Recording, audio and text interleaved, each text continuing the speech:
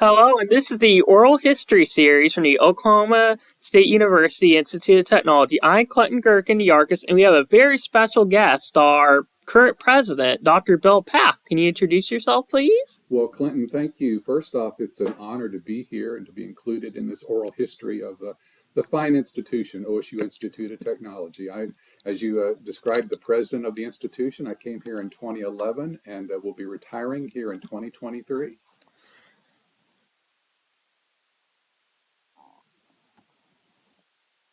Okay, first question. What led you here to OSUIT? Well, I had been working in two-year colleges since 1985 and had various levels of responsibility at a number of colleges in several different states. And I had heard about the reputation of this institution, but never really thought that I would have an opportunity to come and serve as its president. I was the president of a community college in Nebraska when I was approached by the recruiters trying to find the next president here in Okmulgee. And at that point in my career, I was starting to get several offers. And my pat answer, to tell you, Clinton, I was telling people that thanks, I'm very flattered, thank you, but no thanks, I'm very satisfied where I am.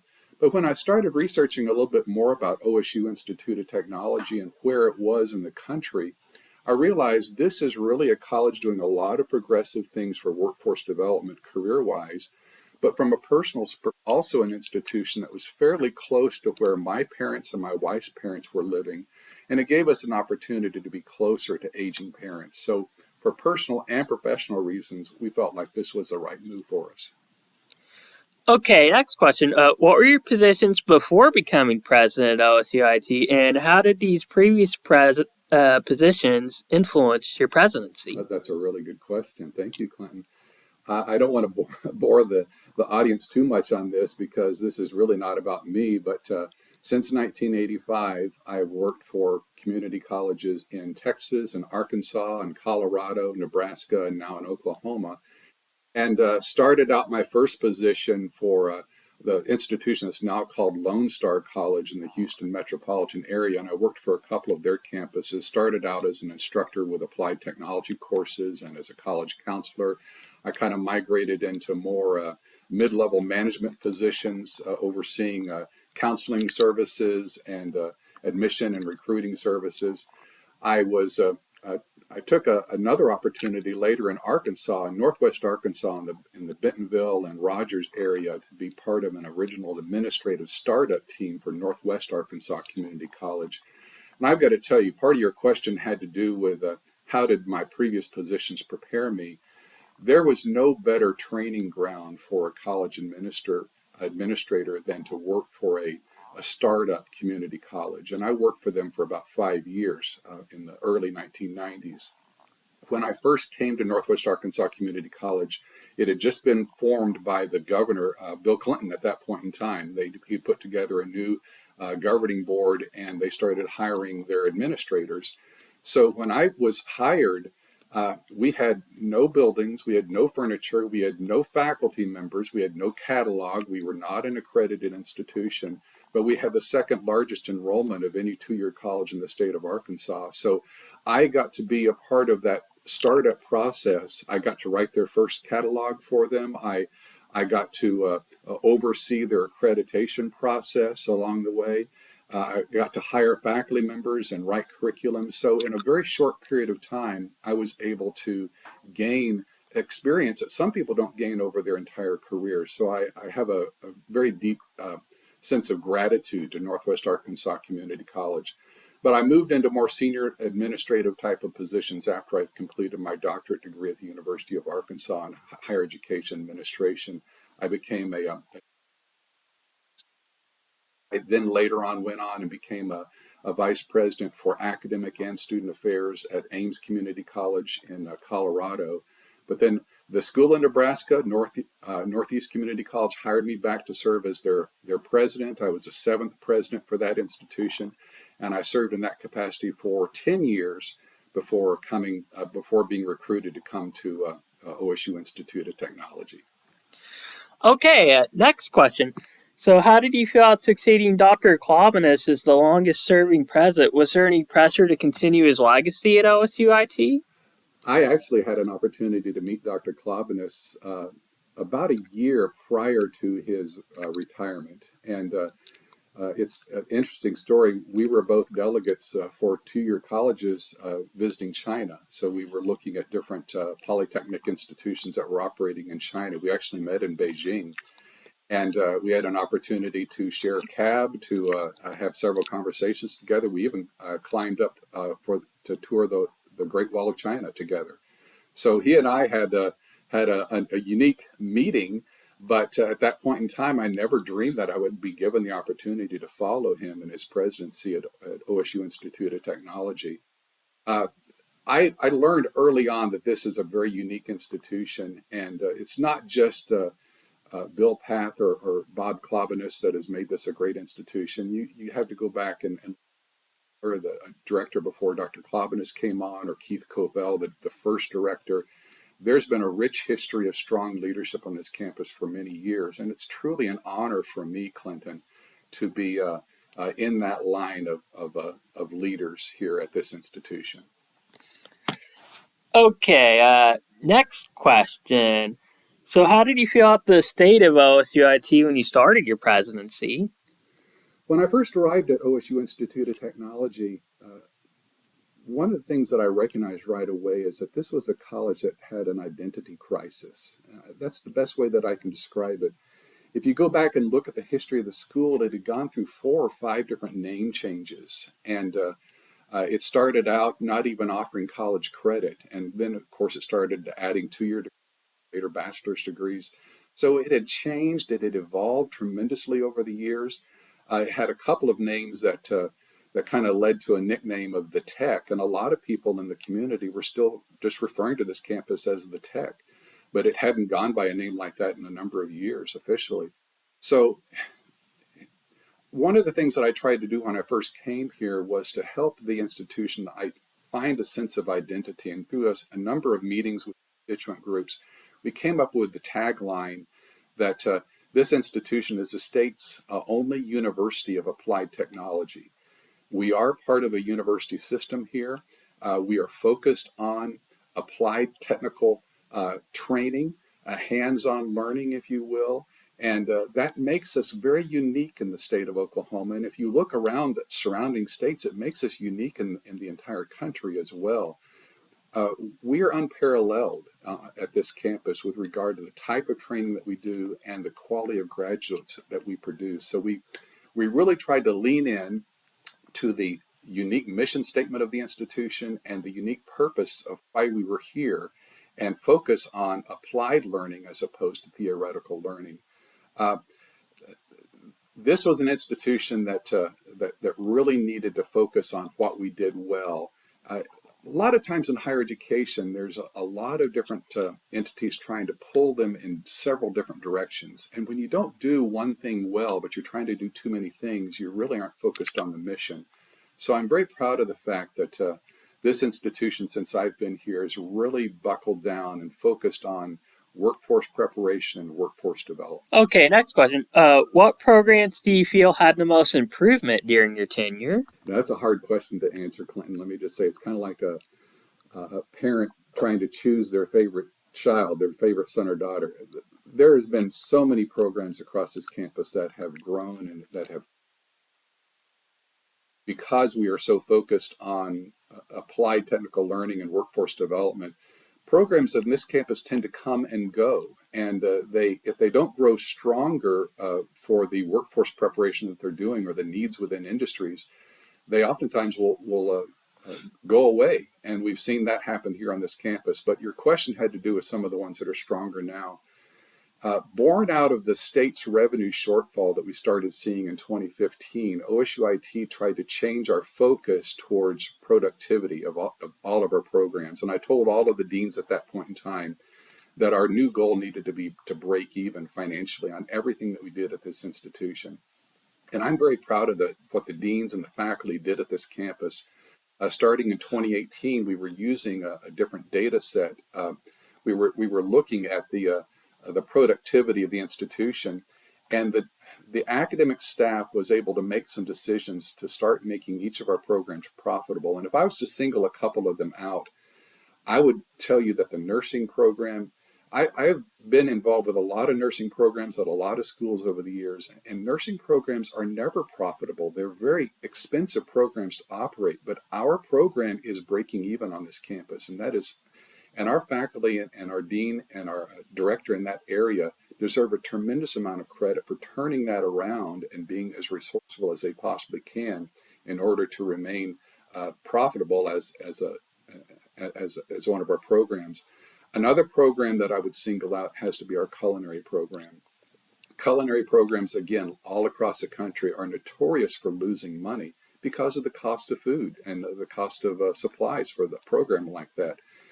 But because of the resourcefulness of our chefs in that particular program area, we've been able to make that a break-even program as well for the institution. But faculty all across this campus have reduced the number of section hours to force more students into fewer classes to become more profitable. We've reduced the number of elective courses to narrow the choices that students have in order to become more profitable. We've looked at the schedule to identify times of day that are most popular with students, and have really turned the tables to make sure that every single course that we offer, every single section of every course and every degree program is profitable from not only from a quality perspective of instruction. We've always done that well, but now also from a. Okay, next question. What was your proudest accomplishment during your tenure? In short, my proudest accomplishment, I would say, is the development of the Bachelor of Technical Leadership for this campus. To give background on that, as I've told you before, I've been working in associate level granting institutions, two-year colleges, for my entire career. And one of the major challenges that students that complete an Associate of Applied Technology or Associate of Applied Science degree face is that when they want to advance their education to pick up a bachelor's degree, they're frequently told by a four-year college that they have to start their coursework over again because they did not take the right freshman or sophomore courses. I have seen this for many years, for decades now, as a challenge for thousands and thousands of students at two-year colleges, technical colleges, and community colleges. And one of the things I wanted to do here at this institution was to work with the faculty and work with our corporate advisors to develop a curriculum that would allow a student that has completed an Associate in Applied Science degree to pick up where they left off, to continue their education, to receive maximum credit for the courses that they've earned in order to finish a bachelor's degree in a very short period of time. We pulled together a brand new advisory committee from across the campus. We built the course work from the ground up to best assist the types of students that are advancing their careers in these technical program areas so that they could advance into management. A lot of businesses and corporations, they like to hire from within, and we've been hearing for a number of years that we have a workforce shortage. We not only need to hire managers that can manage finances and resources, we also need managers that understand the technology that drives our industry. So they want to hire from within, but a challenge that a lot of businesses have is that their corporate policies require their managers to have a background. So when they start looking at their line technicians, they need to find people that can pick up a bachelor's degree. So that was how the Bachelor of Technology and Applied Technical Leadership was born. That was a problem that we set out to solve. We also needed to create a degree program that was flexible enough so that a student wanting to complete their education in this degree program did not have to quit their job, move back to Okmulgee. So we made this an entirely online degree program, as flexible as we possibly could. So these people that were already in their career could pick up their education and continue their livelihood at the same time. This has been a rapidly growing enrollment program for OSUIT, and I'm predicting in the future that this will probably become the largest single enrollment program that this campus has ever seen. But the BT and Applied Technical Leadership is certainly one of the highlights of many that I've seen since I've been at this institution. Okay, next question. What was your relationship with the rest of the OSU system? Well, it's certainly an honor to be part of the Oklahoma State University system. This is the original land grant system for the state of Oklahoma. And I think in many ways, this particular campus, this OSU Institute of Technology here in Okmulgee, perhaps best defines what the original intention of the land grant mission is for colleges in that category. Uh, this institution, by legal definition, has become a constituent agency, which means that we are fairly autonomous. And for the most part, the OSU system has left the leadership alone on this campus and has served as a pass-through organization for state accreditation and other needs. But we're seeing more and more that this campus of the OSU system here in Okmulgee has thrived being a separate institution, while some of the other campuses in other parts of the state maybe have struggled a little bit more. So we're starting to see a movement now to for the OSU system to embrace each of their separate constituent agencies to make them actual branch campuses. And so I'm excited to see what that's going to involve for OSU IT moving forward. Okay, next question. Biggest challenge of your tenure? Now, again, that's a tough one because there have been a couple of quite extraordinary challenges that I've had to face as the president here in the last 12 years. I would say that the biggest challenge, the single challenge that we have faced was the downturn in the state's economy that we started seeing in 2015, which resulted in a dramatic decline in state appropriations.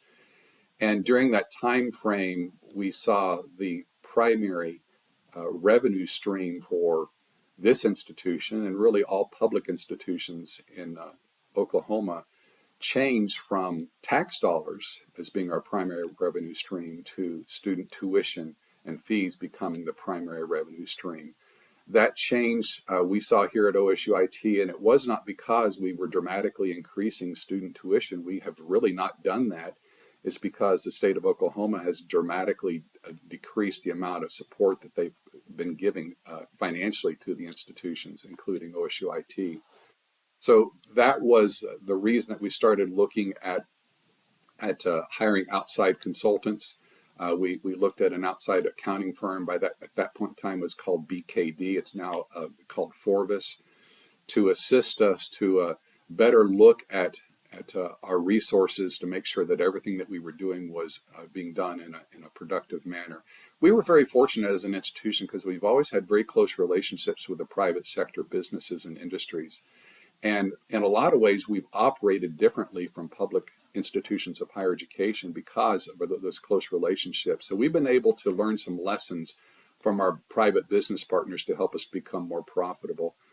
Another major concern or a major issue that I really would be remiss if I didn't describe for you would be the spring of 2020. We saw something that none of us were prepared for, and that was a pandemic. COVID-19, something none of us had ever heard of before, most of us never heard of before, changed the face of education, including higher education. You saw colleges all across the country going to online instruction, and OSU IT had to make that transition as well in the spring of 2020.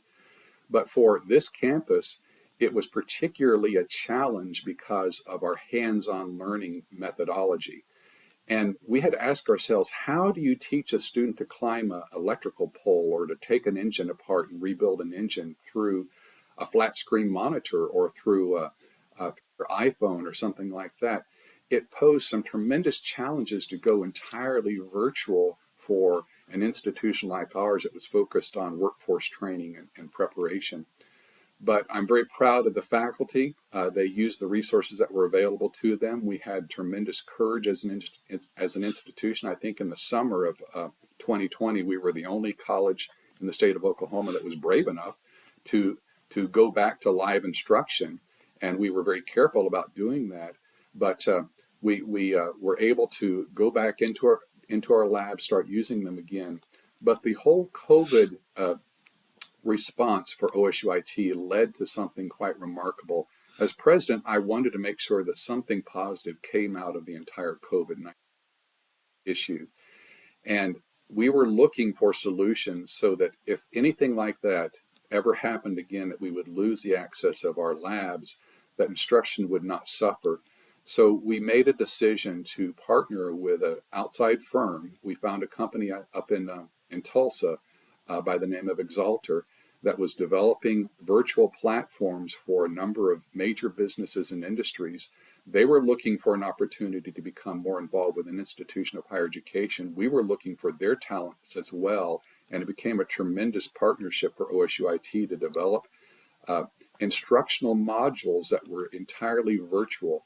So we've been using virtual reality or extended reality modules to provide our faculty members and our students an alternative to live instruction in a lab environment.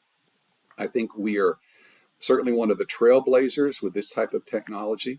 We're also in the process of developing a metaversity presence that we're calling the OSUIT Metaversity, which will allow prospective students to learn more about the training opportunities that we have on this campus, but will allow current students and faculty members to meet in the metaverse to continue education. And this type of technology, born out of the COVID problem that we had with the pandemic, is going to be the appearance of what technical education is going to look like in the future. I'm convinced that someday our grandchildren and great grandchildren, this will be the primary way that they will learn new careers. It's going to be through headsets, it's going to be through some sort of virtual interaction. So this is a very exciting new venture for OSUIT, and it was born out of challenges that we faced. Okay, next question. I know you were involved in the Okmulgee Rising project to revitalizing the downtown buildings. Can you tell us about that project? Yes, I've been a college president for 22 years now. And so I've been involved with a lot of exciting projects and spoken to a lot of audiences. And I've seen a lot of projects really resonate well with audiences. But the Grand Old Post Office project in downtown Okmulgee is a very unique and was a very rewarding project to work on. I quickly realized when I became president at OSUIT that I was here to make sure that the institution was successful, but part of that meant that I needed to become more involved with the community to make sure that the community was also successful. Uh, it would certainly not do for me as a president to be here to watch the institution grow and flourish and to watch the town struggle uh, in decline. And the community of Okmulgee, one of its greatest assets, when I first arrived here, you could drive up and down the main street, and it was like a ghost town. The beautiful buildings from the previous decades were just boarded up and not being used at all. And so I quickly realized this is one of the untapped resources of this institution. And here, as the president of second largest employer in the county of Okmulgee, I had an obligation to assist the community of Okmulgee to return to its strong roots.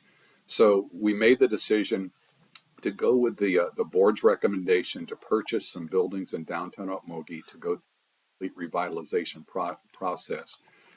Ultimately, the project that we worked on, it was a building that was constructed in 1918 and it was added on to in 1919. We purchased both of those buildings in 2015. Just as the state's economy was starting to decline, we were making some pretty aggressive moves to revitalize nearly 100-year-old facilities. But our goal was to repurpose the buildings in such a way that we could use them for student housing in downtown Okmulgee. And this has become what we refer to as the Grand Old Post Office, or GOPO, because the building used to house the original post office for Okmulgee and several other businesses. Now it houses college students, and college students bring a youthful vitality to a part of the community, the downtown region, that most needs that the vitality of young people. So since we've developed the Grand Old Post Office project, we've seen a resurgence of popularity and business moving back into the downtown. We're seeing restaurants open, we're seeing shops and businesses and services open left and right. There are very few storefronts that are even open at this point because of the community finding again their roots and how so many things started in the downtown region of Okmulgee. So I'm very proud of that particular project, and I hope it's to be a source of pride for this institution for many years to come. Okay, next question. Can you tell us about your nonfiction book, Moments of Forever? Yes, Moments of Forever was a book that I felt really inclined to write. I wrote the book in 2008. It was actually published in 2009. And at the time that it was published, I think it won every award that it could win within the publishing house. But by definition, this book is categorized as a metaphysics book. Now, metaphysics is defined as the study of time, space, and humanity. And I don't know anything about time or space, but I am a human and I know a lot about human relationships. And a lot of the writing that I put into this book were things that I used to teach when I taught applied psychology classes in Houston. But it gave me an opportunity to give back to the area of psychology to produce a self-help book for anyone that reads it to discover how they fit within the grand scheme of humanity. And the title, Moments of Forever, kind of refers back to the premise of the book that if we can envision humanity from the dawn of humanity to present day to far beyond into the future as forever, our lives represent but a single moment in forever. We contribute to the grand scheme of humanity, and it's important that we find ways that we can positively contribute to humankind. And the book provides several opportunities for the reader to really grasp the power and importance of their life in the grand scheme of humanity. Okay, next question. So, how do you feel about the current state of OSUIT? Well, OSUIT is unparalleled in higher education. I've said publicly on many occasions, we really do not have any competition for what we are doing, but we work collaboratively with so many different organizations. We have over 700 different businesses and industries that are investing their time and their energy into making sure that our programs are successfully preparing students to enter the workforce. We are growing with enrollments right now. The enrollments that we're seeing for this fall of 2023 are some of the strongest enrollment increases since the 1990s here at this institution. The trades are tremendously hot right now. There's a lot of interest of students and their families for students to learn the skills that are highly valued across the culture. So I think the current state of this institution is extremely strong as we are working with all 77 counties that have different career techs. They are the primary feeder institutions to this campus, and so the flow of students is stronger than we've ever seen in a very long time, and I'm predicting very positive things moving forward. That's a good segue to the next question. How do you see the future of OSUIT? Well, I think if OSUIT remains steadfast with its mission to be a statewide leader in workforce preparation, then this institution is only going to grow. The question that I get asked most often by business leaders, CEOs, and HR directors of businesses and industries around the country, the question they ask me most often, they'll say, Dr. Pat, how do I get more of your students to come work for me?